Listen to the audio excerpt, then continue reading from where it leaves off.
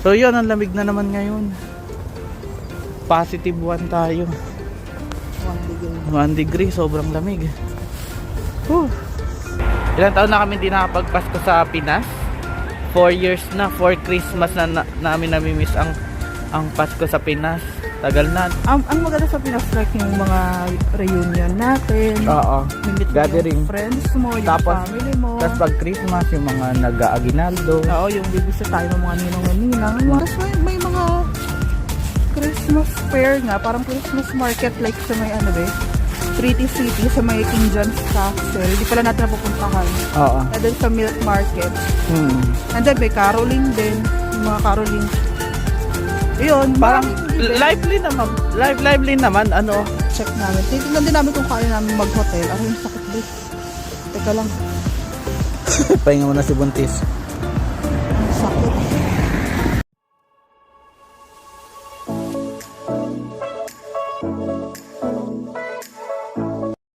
Hey guys, welcome back to our channel. Say hi mama. Yeah, another vlog na naman. Habang naglalakad. Habang naglalakad. Pauwi si Pen. Pauwi si Pen. Pumasok na si Pen. So ito nga, lagi namin itong pinapakita. Kung nanonood kayo ng mga vlogs namin. Ito yung way kasi natin. Yeah, super ganda no? Ang daming ibon eh. Oo. Kaya na. Ayan guys, today is December 9, 2024. Malapit na magpasko, no? Mama. So yun, ang lamig na naman ngayon. Positive 1 tayo. 1 degree, sobrang lamig. Yun, speaking of Parang Christmas. mas maganda kung dito sa kabila. Parang kita yung dito. Yung pangat mo dito. Ayan, nag-change view tayo guys. So yun, speaking of Pasko guys, ayun. Ilang taon na kami hindi nakapagpasko sa Pinas? Mama, ilang taon na ba? 4 years na, 4 Christmas na namin namimiss ang Pasko sa Pinas. Tagal na no? Isang taon sa Jamaica, isang Christmas sa Jamaica at pangatlong Christmas dito sa Ireland. Ayun, nakakamiss lang yung Pasko sa Pinas kasi ibang iba talaga yung ano, iba-iba yung Pasko dito versus Pasko sa Pinas, no ma? Yeah. Kasi ano, wala kasi yung family mo dito. Siyempre yun yung pinaka oo, nakakamiss iba. talaga. Oh my gosh, bibi. Nakakalungkot lang kasi iba-iba talaga yung diwa ng Pasko sa Pinas. Sobrang damang-dama mo. Pero dito, ano lang, sakto lang.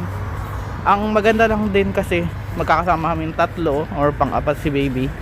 Pero iba pa din. Kasi ang mahirap dito, like yung mga friends natin, puro may travel plans. Siguro kung may travel plans kayo, baka okay Bawas naman. masaya, oo.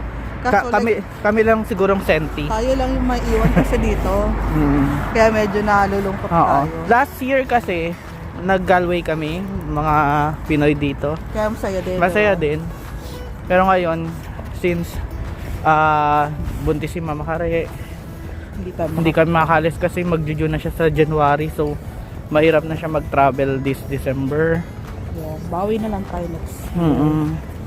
So, yun. Pero, yung mga activities nila dito for Christmas, di ba parang maganda din?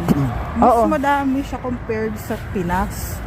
Like kasi ang maganda sa Pinas, like yung mga reunion natin. Oo. Mimit mo Gathering. yung friends mo, yung Tapos, family mo. Tapos pag Christmas, yung mga nag-aaginaldo. Oo, yung bibisa tayo ng mga ninong-ninang, yung culture natin, Oo. simbang gabi, yung Noche Oo. Buena, yun yung mga magaganda. Daw dito, di ba sa atin, meron din naman tayong Christmas party ng office, Christmas party ng mga friends natin,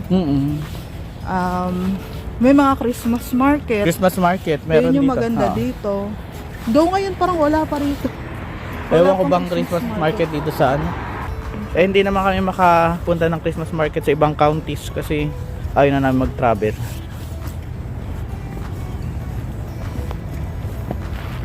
Di ba? Pero very common yung mga Christmas market dito sa Ireland. Magaganda din naman siya. Like, ang cute lang ng mga shops nila. No? Mm-mm. And then, may mga rides din ng mga pambata. So, ngayon, kagabi, ay tama ba, kagabi or, the other day, may mga binibuild na silang mga rides sa city Talaga? center. Oo. Oo, Kaso like yung yung parang- snowball. Parang medyo late na, no? Medyo late na. Ayun, dulas. Saka yun, medyo lang, paulit-ulit lang din siya. Pero, Kapit, nag-enjoy naman yung mga bata. Oo. And then, maganda kasi every year may siya. Nagre-release talaga sila ng mga program, like events program for Christmas holiday. So, like every weekend, may event dyan sa city center. Hindi pala natin Oo, napupuntahan. hindi kami nakapunta kasi. Lately kasi, yun, naulan, tas may sakit si Pen last week. Kaya hindi kami nakakapunta-punta. Pero may mga event like may mga parade ng mga naka Christmas costume. Mm-mm. And then meron nga yung parang disco party for kids. Yun yung gustong puntahan ni Penpen. Oo. So tatry namin sa weekend. And then yung skating rink. Oo, nakapag-skating rink na kami na dami kong dapa na mama. Yeah. Ayun. Medyo mahal nga lang, no? Grabe yung entrance, ang mahal. Parang once a year mo lang siya talaga gagawin. Ayun, tapos may mga Christmas fair nga, parang Christmas market like sa may Treaty City, sa may King John's Castle. Di pala natin napupuntahan. Oo. And then sa Milk Market. Hmm. And then may caroling din. Yung mga caroling. Yun, Parang maraming event. lively naman, ano. Madami siyang event, be. Oo. Kasi sa Pinas, hindi naman tayo nakaka-attend sa mga ganon. Perya lang. May mga perya minsan. Pero like yung mga ganong event talaga na sponsored like ng government. Oo. Parang wala masyado sa atin. Oo. Parang, di ba?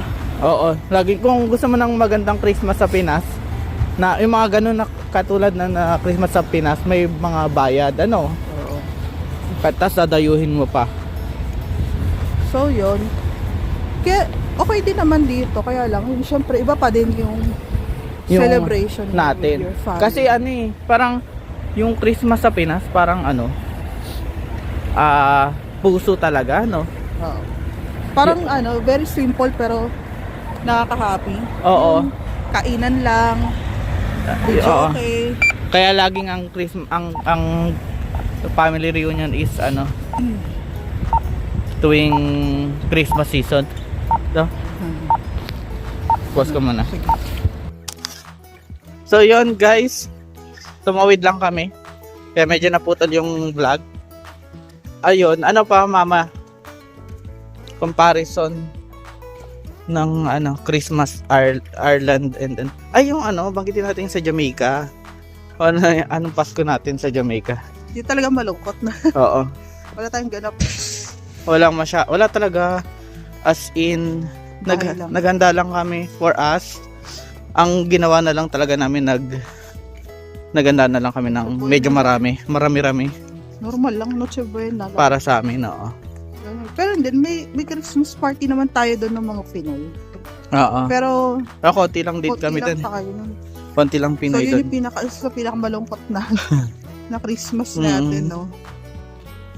Mahal kasi doon. Mahal yung cost of living, ano?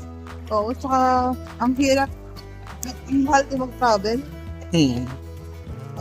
Bahay na lang. So yun. Pero pinakamahirap ko nung sa US, nung mag-isa lang ako, no? Oo. Siyempre, nung nasa Arizona, solo ko lang. Oo. Parang naalala ko, nagluto lang ako ng samputaher. Tapos, nag-Starbucks lang ako. Yun na yun. Ngayon, okay naman. Okay naman dito, in fairness din naman. Mas maraming Pinoy din. Tapos kompleto tayo. Yeah. Family. And then, yun nga, maraming event. Tsaka yung, ayun, parang ang plano natin is magluluto. Ayun, ito, nabuwal yung puno. Ay. Dahil sa, nung nagka-storm. Yaman. Kita mo. Din? Pakita mo. Ayun. Nangyari sa puno. Iso mga Ayun. nabungkal. Kasi may may storm last week. Lakas ng hangin. Ano? Sobrang lakas ng hangin nung nag-storm. So yun, ano nga ang plano natin for Christmas Ano, this year? magluluto lang din tayo. Prepare for Noche Buena. Ang hinahanda naman namin for Noche Buena yung puro Pinoy food din. Oo. So, lagi yung mga usual. So, baka mag-spaghetti din. Ano pa? Dessert, Pero- salad. Oo. Pero yun, nag-Christmas party na kami dito last November 30. So, yung mga Pinoy, Masaya naman. oo, masaya naman. Tapos, hindi na, parang sa 24, kami na lang talaga. Tatlo. Kasi, parang majority yung mga Pinoy dito nag-uwian na. Pauwi na ng Oo, Pinas. yun yung Or may travel. nakakainggit din, Kasi, parang 4 years na tayong wala sa Pinas. For Christmas. For Christmas na yung nami-miss out natin. Malay mo next year. Yay! Ano? Oo. So, Isa pang nakakamiss sa Pinas yung mga pagkain, no? Although, nakapagluto tayo dito ng mga Pinoy food, iba pa din yung iba yung luto authentic talaga sa Pinoy food kasi like wala ditong masyadong Although merong tender juicy hotdog pero iba. pero iba. Masarap pa din. Oo, saka sobrang mahal. Biruin mo 25 ba 'yon? Manghihinayang. 25 euro per 500 yun. kilo or 500 nga lang ata yun. Sobrang mahal. Oo. So yun din, no? Yun yung pinaka nakakamiss dun. Oo. Saka sobrang dami kasing handa lagi sa Pinas pag Pasko, di ba? Parang grabe talaga yung kainan natin.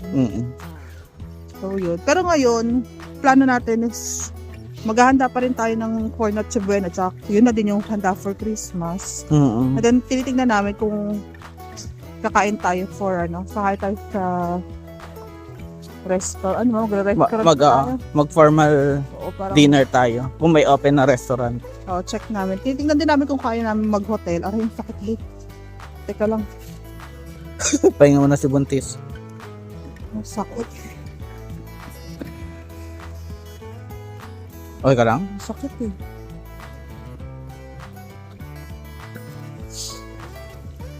Dahan-dahan lang. Ano pa lang tayo, be? Magte 35 weeks pa lang.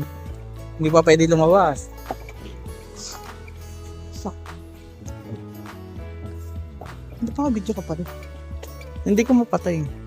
One eternity later. So hello guys, nandito na tayo sa bahay. Ayan si Mama Karen. Okay na siya. You okay na? Ha? Pagod lang. Napagod ka lang? Sumakat yung pagiliran. Bakit yung tagiliran mo? Pero okay ka na? Oo. Kala ko ano nangyari? Kala ko lalabas si baby. 30 ano pa lang. Ang natin maglakad kanin. Pero tagiliran lang. Pagiliran mo yung makarasa. Tagal namin dun. Malaylay pa kasi kami nung sumakit yung chan niya. Yung tagiliran niya. So yun, naputol yung vlog. Tuloy na lang natin dito. Ayan, ito yung breakfast namin. Very Pinoy. Ano ba ito makeup niya? Champarado. Sarap. So matuloy na natin, usapan natin. Huminto. Yun sa dito? Yun sa hotel, no? Baka maghanap tayo ng hotel if ever, pero medyo pa. Hindi pa final. Parang nag-iisip pa kami kasi baka mahal, no? Titingin ako. Mm. Pero tsaka kasi gusto ko rin maganda dito sa bahay lang. So, para marami tayong kakainin, maraming pagkain. Di ba? Para din, tipid din. Kasi kung maraming pagkain, tatagal siya. Yeah. Yun na natin. If ever naman mag-hotel tayo, dito lang yung within the area lang, di ba? Ayun, yun yung plan for this Christmas. Tapos, ano pa ba? Ayun, din naman, yung may mga, hindi naman din perfect yung Christmas sa Pinas. Like, meron din mga disadvantages, kaya medyo napapaisip ba kami kung right time ba na pag umuwi sa Pinas is Christmas. Isang pinaka malaking consideration is yung traffic. Di ba, Mama? Kasi, syempre, ilang taon na tayong tumira sa Pinas since birth. Alam namin kung gaano grabe yung traffic doon pag Christmas. Uuwi ka ng galing office, parang aabutin ka minsan ng hanggang alas 12 sa daan kasi sobrang ang hirap sumakay. Yan, dami nang naranasan namin. Kaya, ayun, isa yung sa malaking consideration kung uuwi ba kami sa Pinas. Christmas ba yung right timing? Ang pinaka-consideration naman talaga doon yung traffic, saka sobrang daming tao, no? Ano pa? Yeah. May kumakatok. Oh, Ayun. Sorry, may kumakatok lang. And, ano yan? ano yun? Delivery? Delivery. Makalat tong bahay natin. Ang bahay namin ng non-aesthetic house. Another delivery na naman. May ano to, separate vlog? May mga... Sarado mo yung pinto. Order kami sa Amazon for mga gamit ni baby. Abangan nyo. Okay. Ano pa? Ano pa, Ma? Ikaw naman. Ano pa? Wala na. Ayun na. Sabi may traffic. Oo. Saka yung, gas. Ano yung budget? Yung gastos. Oo. Feeling ko mas magastos Sobrang gastos sa Pinas. sa Pinas kapag umuwi ka ng Christmas. Oo. Kaya, tipid-tipid talaga kaya. Mm. Sa bahay tayo. Pero yon, minabalak din naman namin. Hindi naman forever na hindi kami na mag-Christmas sa Pinas. Sana next year. Depende. So yun guys, yun na muna ng for this vlog. Parang diniscuss lang din namin yung Pasko sa Pinas versus Pasko dito. Pero yun, kahit considering yung mga disadvantages sa Pasko sa Pinas, parang gusto pa rin namin na at the end of the day, parang gusto pa rin namin makapiling yung family namin sa Pinas during Christmas season.